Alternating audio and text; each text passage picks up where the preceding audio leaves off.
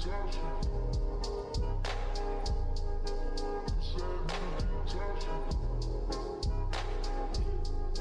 what's up there? This is Dynashep here. And it has been 2 years since I did my video on what's HPET or High Precision Event Timer, a thing you never knew you can or should turn off. Basically, get rid of this. And it has been 2 years and it has changed a little bit. Also, my perception and viewpoint on this, because I seem to have created a little bit of maybe a controversy, or maybe a thing for people to know it, go a little deeply into how CPUs work, how they react and stuff like that, just in general, because I've got a little bit of feedback, and I thought I'd give the video was a little bit too short, or there's some missing stuff. So we first of all start to elaborate what it actually is. What is the precision event timer for you forgot or didn't watch the video? The essential thing, what the HPET or the little module built into Windows does, is to help predict with the CPU the next step. That's not what you particularly noticed in day-to-day usage. Normally you don't, but when time went on and we got more CPU cores, we got more RAM, we got more general resources, we got threads, a ton of them, and that built-in tools start to mess with us a little, because Windows wants to do its own thing despite the CPU could do it. And in that video I suggested to turn it off. The reason for that is because your PC could actually get slower over time if you're doing a lot of stuff. This doesn't really go to the most normal untech savvy user in this world, but it goes to people who like using their PCs, I should say. Which are they? People who do a little bit of multitasking, have more monitors, not just one, and do all their stuff. And they have usually more things going on. They use a PC not just for gaming. And especially for me, as you see, I do this video. I'm a guy that hates microstarter loading times and all that, and we can probably all agree if your PC is slower than you expect, it kind of sucks. But if you're someone who uses the PC normally, doesn't really do high-end stuff, then obviously, yeah, you won't notice the difference. And if you don't notice the difference, you will notice it in such a way when you do a lot of things. This is one of the problems that I tell people about when I talk about CPUs and core count and all that, is that essentially more cores smooth out things, as given that they are in the same sort of generation, or one or two maybe in between. We are not talking about an old 14-core Xeon versus a modern 6-core 9600X, you should say nowadays, as an example. I would take a more core CPU, even if it's 2 years older than the Ryzen 5, over a new one. And part of the reason is that you can do it all on your own. The CPU just works as intended. It doesn't work like Windows wants you to do or predicts. The CPU has threads to account for. And if you look at the drivers, it's like 2006. Yuck. 2006. That's when I had my dual core Athlon, whatever. X2 I think it was. But that's what I had 2006 I think. And 512 megabytes of RAM, and Windows XP was a different time back then. That's where you would needed it single core, 2 thread, single thread. Didn't have hyper-threading, so yeah. Just a little comment that I found recently, or not recently, but I thought of recently, is when I wanted to make this video, is this one from Maurizio. Is that he's been following me, and if the X670 motherboards have HPET in the BIOS, well, that's a software feature. This has nothing to do with the BIOS. In my opinion, you should turn off C states and get on with it. And as you can see, my reply was that it's basically a software kind of soft bridge, if you will, that has nothing to do with anything chipset related or anything. But if you did know what the FSB was, the frontside bus, I sort of grew up with it. Yeah, actually, older than 30 or stuff, people grew up with that.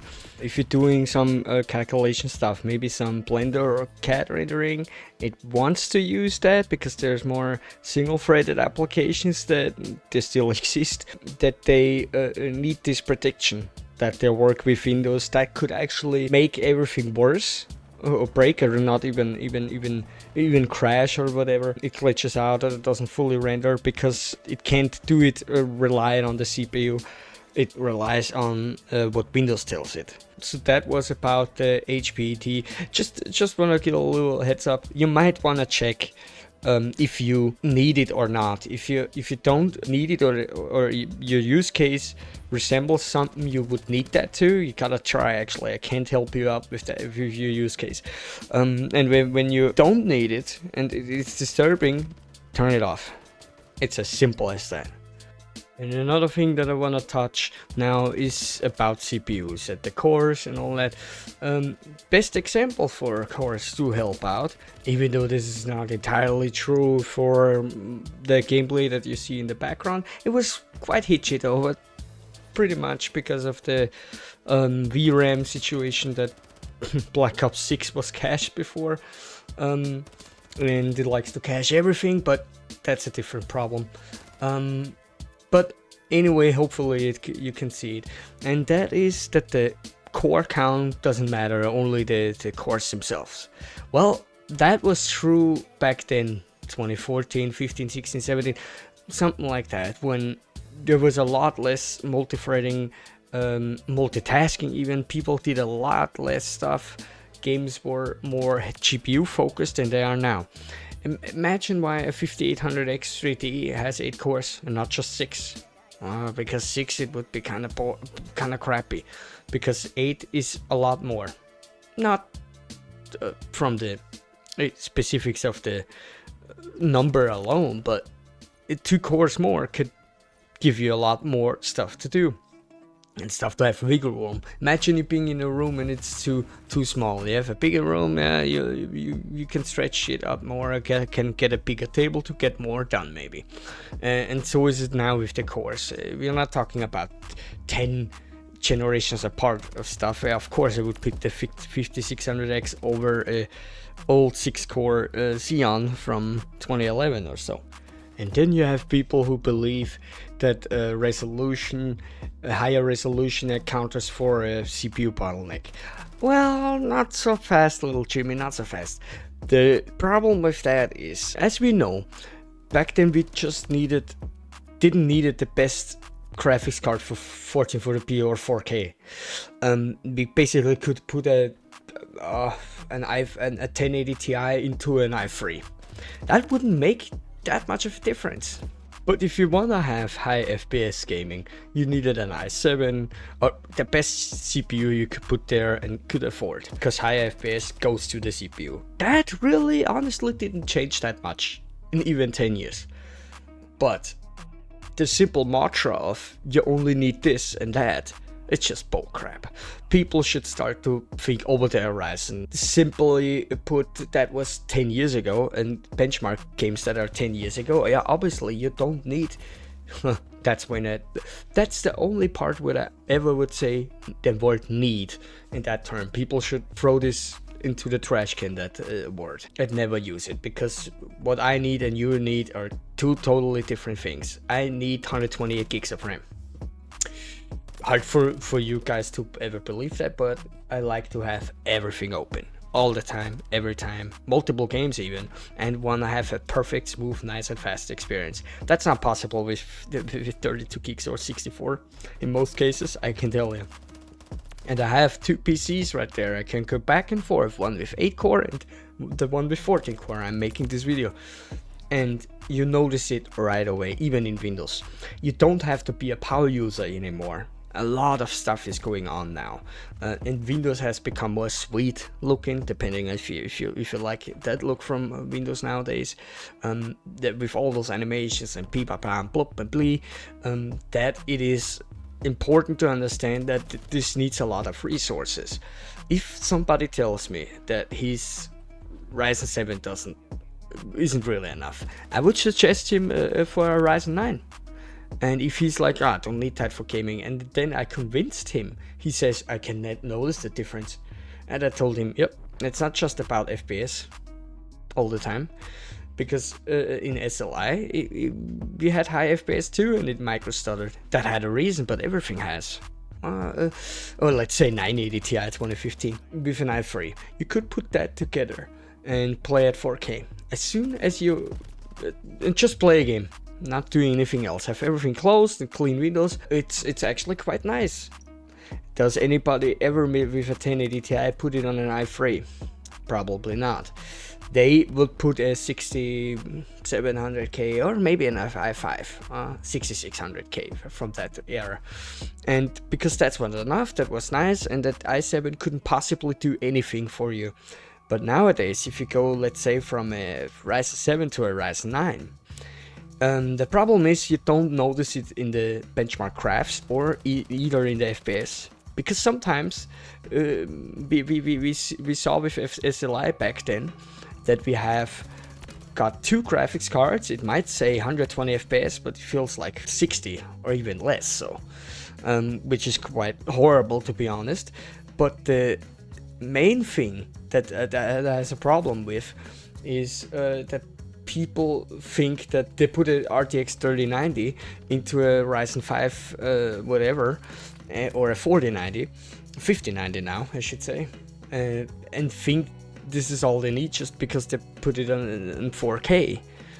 No, you still notice a difference. It's gonna be smoothed out, less input lag and stuff. And what does that have to do with the high precision event timer? Well, a little bit.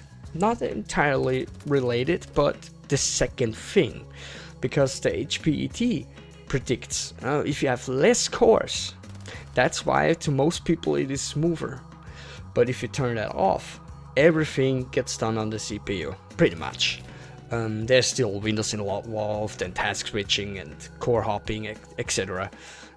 But you have those threads which are basically a queue for the core's next task, depending on if you click at stop recording, if I do that right now,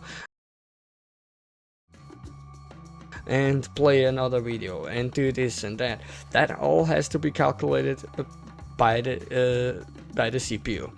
And the threads, games particularly are bad to use it, but if you don't have any cores left, the game shoves it into the hyperthreading.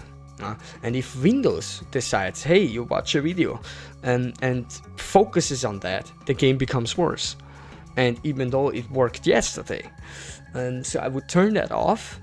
Just if it's a gaming system. It's a productive system, I would switch back and forth, have that device manager open to see, and always go back and turn it back on. There is no toggle you can turn it on and off that you have on the task tray, sadly, but maybe Windows should update that as well, or Microsoft should.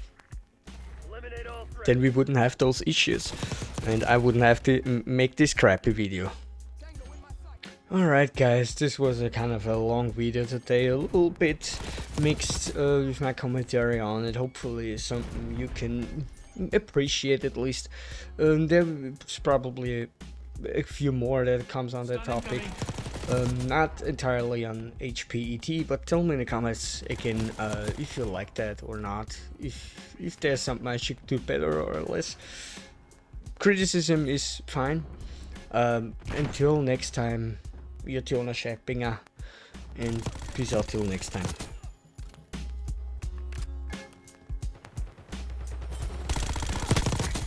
Shot was good. What the hell was that?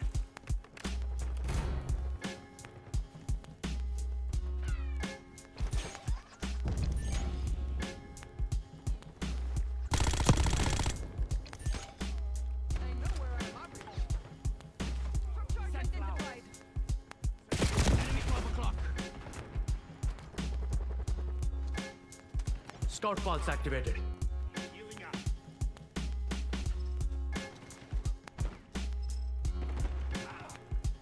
Hostile RCXD in your AO.